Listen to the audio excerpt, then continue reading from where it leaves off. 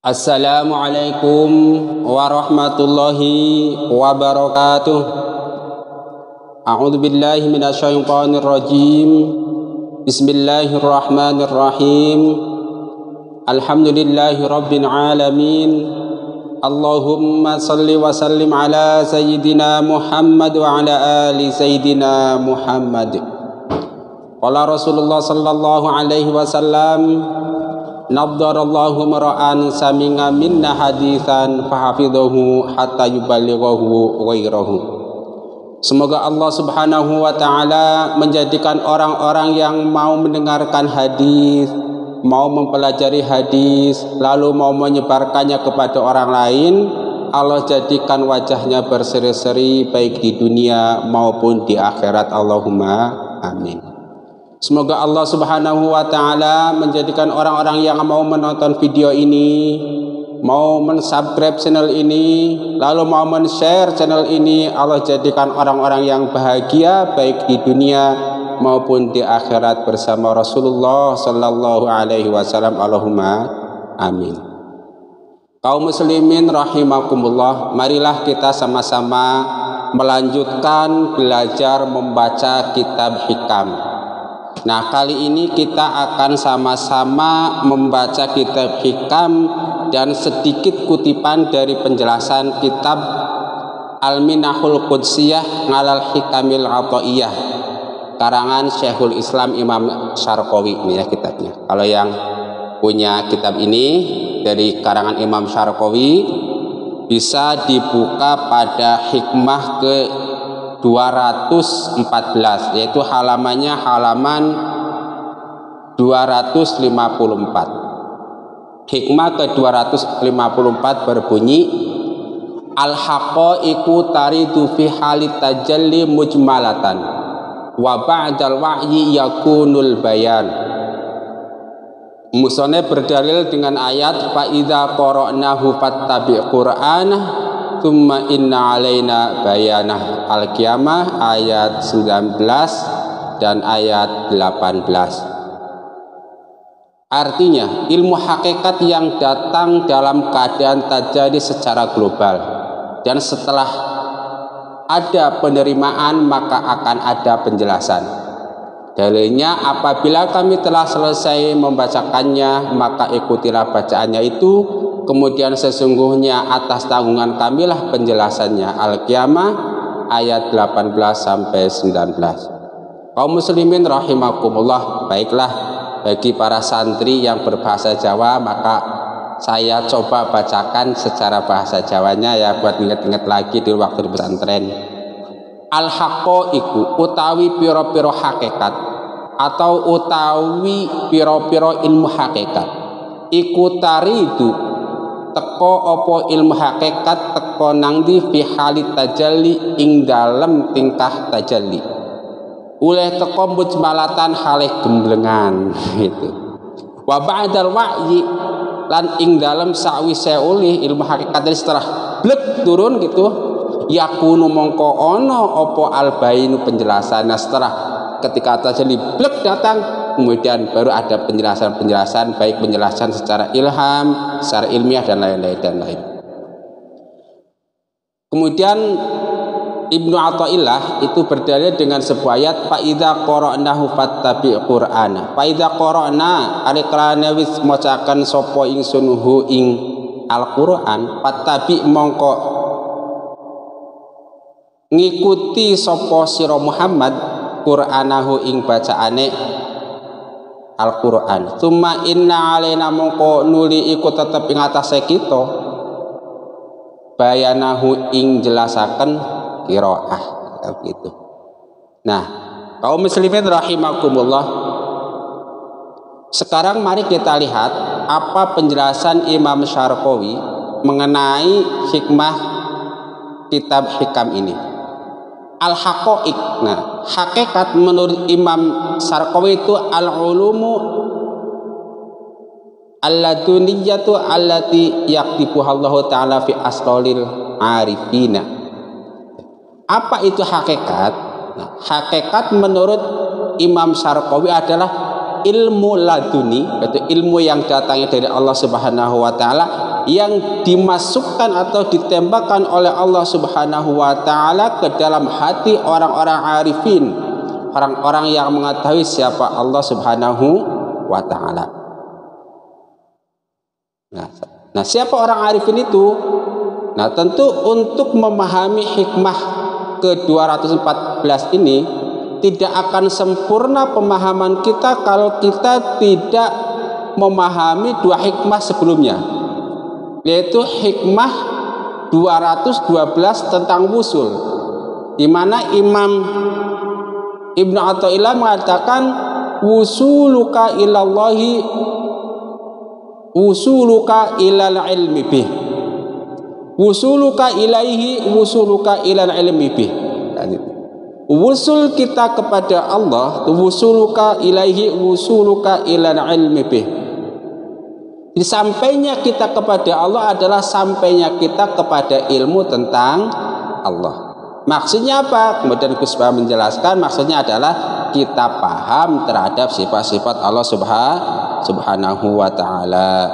Nah, setelah itu kemudian di hikmah 213 dijelaskan bahwa qurbuka minhu antakuna musyahidan liqurbihi. Jadi pertama kita harus paham ilmu hakikat tentang Allah. Maksudnya paham tentang sifat-sifat Allah Subhanahu wa taala, kemudian paham tentang nama-nama Allah Subhanahu wa taala. Nah, setelah paham tentang itu, kemudian kita itu menjadi merasa sangat dekat dengan Allah. Artinya apa? Artinya kita bisa menyaksikan bahwa Allah Subhanahu wa taala itu maha dekat. Itu dimaksud hakikat. Nah, setelah kita mengetahui siapa Allah, yaitu zat yang punya sifat misalnya wujud, qidam, baqa dan lain-lain. Siapa Allah? Yaitu zat yang punya asma al-awwalu, al-akhiru, al-zahiru, al-batinu dan lain-lain misalnya. Nah, itu kita disebut orang yang arif. Bila arif bin tentu tingkatannya bermacam-macam, ada yang tingkatan 1, 2, 3 dan seterusnya. Kira itu bahwa ilmu hakikat akan turun kepada orang-orang arif bila orang-orang arifin yang mengetahui siapa Allah Subhanahu wa taala. Nah, kemudian yang kedua, taritu fi halit tajalli, kapan ilmu hakikat atau ilmu laduni itu akan masuk ke dalam diri seseorang. Di sini taritu fi halit tajalli, ketika orang tersebut mengalami suatu peristiwa yang disebut tajalli.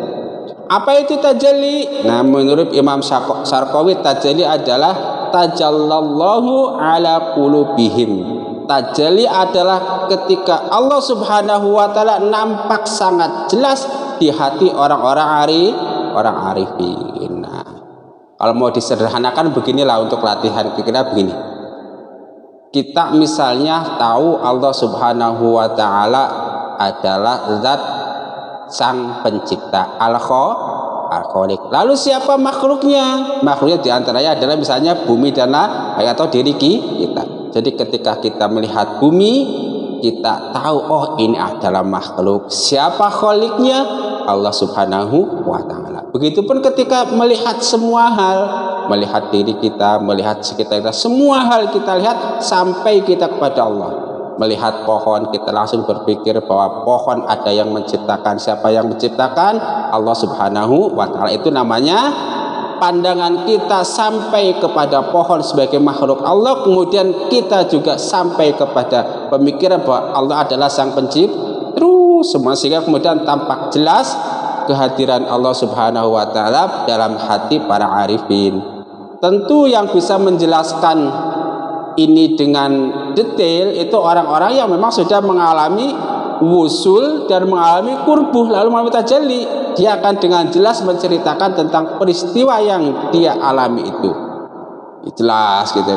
Jadi istilahnya kita melihat kanan kita Allah lagi, kiri kita Allah lagi, atas kita Allah lagi, dalam diri kita Allah lagi. Artinya Allah itu jelas kudrat iradatnya di dalam diri kita, jelas kudrat iradatnya di dalam luar diri kita. Bukan jelas dengan pandangan mata kepala. Tentu kalau kaitannya dengan pandangan mata kepala itu saya jadi ingat ada 3 mazhab besar yang berkaitan dengan melihat Allah Subhanahu wa ta'ala. Yang pertama mazhabnya Siti Aisyah. yang berkeyakinan bahwa di dunia Allah Subhanahu wa taala tidak bisa dilihat dengan mata telanjang, dengan mata kepala. Tetapi nanti di akhirat Allah akan bisa dilihat oleh setiap orang yang berada di surga, orang beriman. Itu pendapat Siti Aisyah. Yang kedua pendapat Ibnu Abbas dan kawan-kawan yang mengatakan bahwa Allah itu zat yang maujud. Kalau zat di dunia bisa dilihat, kemudian di akhirat bisa dilihat. Tetapi kemudian dijelaskan oleh Gus Baha bahwa melihat atau tidak melihat, peristiwa melihatnya kita kepada Allah itu tentu berbeda dengan peristiwa kita melihat makhluk. Kenapa? Kita makhluk, hadis tentu berbeda dengan ketika melihat zat yang qadim. Yang hadis tidak bisa bersama dengan yang qadim. Tentu ada hal-hal yang peristiwa khusus lah kira begitu. Nah, kemudian madhab yang ketiga yaitu madhab orang-orang yang keliru, yaitu madhab orang Mu'tazilah yang mengatakan bahwa Allah tidak bisa dilihat baik di dunia maupun nanti di surga. Nah, sudah ya, itu tadi ya. Kemudian mujmal. Mujmal itu apa? Gemblengan blek. Jadi belum ada penjelasan. Jadi begitu ilmu hakikat masuk ke dalam hati seorang itu blek, belum ada jelas penjelasan. Kira-kira begitu. Masih mujmal tajalli. Nah, setelah itu baru ada penjelasan. Kenapa demikian? Ya ketika seseorang tajalli itu sedang apa istilahnya, hatinya itu sedang terang-terangnya menyaksikan kekuasaan Allah Subhanahu wa taala sehingga seperti di luar kesadaran. Nah, setelah kemudian sadar peristiwa tajalli itu berkurang atau bahkan berhenti, dia bisa mau berpikir mencocokkan apa yang ilham yang didapatnya tadi dengan peristiwa yang lain. Nah, kemudian di sini Imam Syarqawi memberikan dua contoh peristiwa ilmu hakikat yang masuk ketika peristiwa tajalli. Yang pertama itu peristiwa yang dialami oleh Al-Hallaj yang berkata ma fil jubbati illallah. Nah ini Al-Hallaj mengatakan tidak ada yang berada di dalam jubah selain Allah. Kata Al-Hallaj itu kan bahwa istilah bahasa kita ini yang ada di dalam pakaian kita ini Allah, dan katanya dia mengatakan saya Allah. Itu ketika dia tajalli tidak bisa membedakan mana diri dia dan mana kekuasaan Allah Subhanahu wa taala, sehingga kata-kata itu muncul, terlontar. Nah, kalau kata-kata yang terlontar mafil jubbati illallah tidak ditakwil, tentu ini adalah paham yang dilarang dalam konsep Islam. Itu paham wahdatul wujud atau paham ilhad, nggak boleh gitu. Nah, tetapi setelah peristiwa tajalli itu selesai, kemudian bisa dipahami, bisa ditakwil. Oh, yang dimaksud bahwa kita bisa berdiri karena didirikan oleh Allah Subhanahu wa taala, zat yang maha kuasa untuk mendirikan kita. Kalau Allah tidak berkehendak kita berdiri, ya kita tidak bisa berdiri. Ya, dan takwil lainnya tentunya begitu. Kemudian contoh yang kedua yaitu yang dikatakan anallaha, bahwa saya adalah lauh mahfuz, saya adalah qalam, saya adalah mahfuz Allah, saya adalah kalam Allah. Kira-kira begitu. Yaitu kata-kata yang keluar ketika peristiwa tajalli. Ya, istilah kata kalau dalam bahasa lainnya sedang kehilangan kesadaran, kita nggak sadar tuh kalau bluk begitu terangnya kan begitu. Saya Allahul Mahfud, kira-kira begitu. Anal qalam, saya adalah pena Allah, kira begitu. Nah, setelah tajalli itu selesai, kemudian baru bisa dipahami bahwa oh maksudnya bahwa ini, bahwa takdir saya sudah ditentukan oleh Allah Subhanahu wa taala dulu di zaman azali di Lauhul Mahfuz, kira-kira begitu.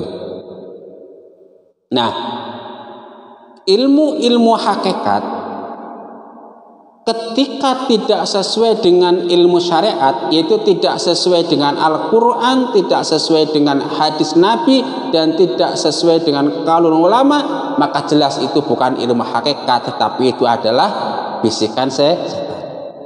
Sebab begini, banyak orang yang mengaku mengalami tajalli, tapi sebenarnya tidak tajalli, tetapi dia mengalami peristiwa pertemuan dengan iblis misalnya. Dianggapnya dia, kira-kira begitu. Kira-kira ada waliullah, ada wali saya kira begitu. Jadi bisa dibedakan. Salah satu ciri bahwa itu adalah peristiwa tajalli yang merupakan anugerah dari Allah, yaitu nanti ilmu hakikat yang dia terima ketika tajalli itu sesuai dengan Al-Quran dan surah atau tidak?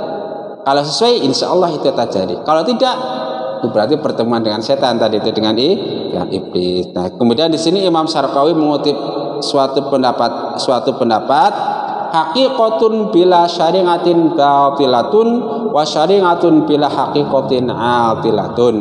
Hakikat yang tidak sesuai dengan syariat adalah batil. Kemudian syariat tanpa hakikat juga ibarat sesuatu tanpa sah. Sudah cukup ya, saya ulangi lagi. Wal haqqaiqu taridu fi halit tajalli mujmalatan wa ba'dal wa'yi yakunul bayan. Tentang tajalli. Ini kalau mau saya urutkan, seseorang bisa mengalami tajalli itu peristiwanya begini. Pertama, dia mengalami wusul. Apa itu wusul? Wusul itu dimulai oleh seorang paham tentang sifat-sifat Allah, paham tentang asma Allah. Tanpa memahami sifat Allah, tanpa memahami asma Allah, wusul yang diklaim seseorang adalah bohong belaka. Bagaimana dia merasa istilahnya mengenal Allah, orang sifatnya saja tidak kenal. Bagaimana dia merasa tahu Allah, orang namanya saja nggak tahu. Minimal itu paham, seperti kan wujud, qidam, baqa dan seterusnya. Kemudian nama Allah al-awwalu, al-akhiru, al-zahiru, al-batin dan lainnya dan terus kira begitu. Satu wusul. Yang kedua, setelah seseorang paham tentang sifat dan asma Allah, maka seseorang kemudian akan menjadi dekat dengan Allah. Apa itu dekat dengan Allah? Kalau kita mengatakan dekat dengan Allah artinya kita bisa menyaksikan Allah itu maha dekat. Kita melihat HP langsung terpikir, oh HP ini ada yang membuat siapa, Korea misalnya, Korea dewa siapa, terus sampai pada Allah Subhanahu wa taala. Oh HP ini itu kalau diketahui oleh Allah yang maha tahu, oh ini dilihat oleh Allah yang maha melihat, terus kita sehingga kita itu dekat, Allah itu dekat. Oh HP Allah, gitu. HP Allah itu maksudnya HP ini diketahui oleh Allah, HP ini dilihat oleh Allah dan terus gitu. Sehingga kemudian kalau bahasa tajalli orang itu HP Allah, gelas Allah, ini Allah. Nah itu kalau nggak ditawil itu namanya bahasa wahdatul wujud dilarang. Kemudian maka perlu takwil. Kalau sedang tajalli bisa jadi begitu. Nah, orang-orang yang dekat dengan Allah itu orang-orang yang bisa menyaksikan Allah itu maha dekat dengan kita. Tentu dalilnya sangat banyak. Kalau kan ada ketika Allah bertanya tentang aku, katakan aku sangat dekat. Ketika Allah hamba-hamba bertanya tentang aku, katakan aku lebih dekat daripada ulat. Dan terus banyak dalil tentang dekatnya Allah kepada kita. Nah setelah seorang itu wusul dekat mengalami tajalli. Nah ketika mengalami tajalli inilah kemudian Allah itu memberi penghargaan, memberi sesuatu yang disebut pada hikmah ini adalah al-haqqaiq, ilmu hakikat. Kemudian ilmu hakikat ditafsirkan oleh Imam Syarqawi adalah ilmu laduni. Nanti bahasnya itu banyak lagi. Nanti juga Imam Ibnu Athaillah menyebut sesuatu yang turun ke dalam hati dari Allah disebut juga warid. Warid juga macam-macam, ada warid al-qahar misalkan. Nanti warid yang lainnya pun ada banyak namanya. Intinya sesuatu anugerah sebagai penghargaan atau sebagai tanda bahwa seseorang sudah benar di dalam mendekatkan diri kepada Allah Subhanahu wa taala. Dan seterusnya saya kira cukup. Jadi yang ingin saya katakan dari kitab Syarqawi ini ketika menjelaskan kitab Hikam al-haqqaiqu taridu fi hadits tajalli mujmalatan wa ba'dal wa'yi yakunul bayan fa idza qara'na fattabi qur'ana tsumma inna 'alaina bayana. Yang pertama Imam Syarqawi mengatakan bahwa hakikat adalah ilmu laduni yang ditembakkan Allah Subhanahu wa taala ke dalam hati orang-orang arifin. Yang kedua, kapan datang ilmu hakikat? Itu ketika tajalli. Lalu apa itu tajalli? Tajalli menurut Imam Syarqawi di sini dijelaskan tajallallahu ala qulubihim. Allah nampak sangat jelas di hati orang-orang arifin. Yang kedua. Kemudian yang ketiga mujmalatan. Mujmalatan itu secara global. belum diketahui maknanya, belum dipahami maksudnya. Nah setelah itu baru diketahui apakah sesuai dengan syariat atau tidak, apakah bertentangan dengan sunnah atau tidak, dan seterusnya dan terusnya. Kemudian di sini juga Imam Syaraqawi menyebutkan dua contoh peristiwa tajalli, yaitu seperti dialami oleh Al-Hallaj. Nah, tentu turunnya ilmu hakikat ke dalam hati seseorang, turunnya ilmu laduni ke dalam hati seseorang itu prosesnya ada 4. Yang satu khusus dialami oleh para nabi dan rasul, yaitu yang biasa disebut wahyu yang diterima oleh rasul. Nah, peristiwa ketika nabi dan rasul sedang menerima wahyu itulah disebut tajalli. Salah satunya. Kemudian yang ketiga, yang tiga itu dialami oleh selain nabi dan rasul juga, seperti ada ilham misalnya. Jadi ilmu hakikat itu terkadang masuk ke dalam diri seseorang melalui ilham. Mungkin para musannif ini atau para penulis lah katakan begitu, itu terkadang mengalami peristiwa tajalli, mengalami ilham dari Allah tanpa dirasakan. Kalau dia penulis mudah gini, mungkin seseorang dia menulis tahu-tahu dia dapat 100 halaman nggak terasa, tiba-tiba dapat 300 halaman sebuah buku jadi dalam sehari misalnya.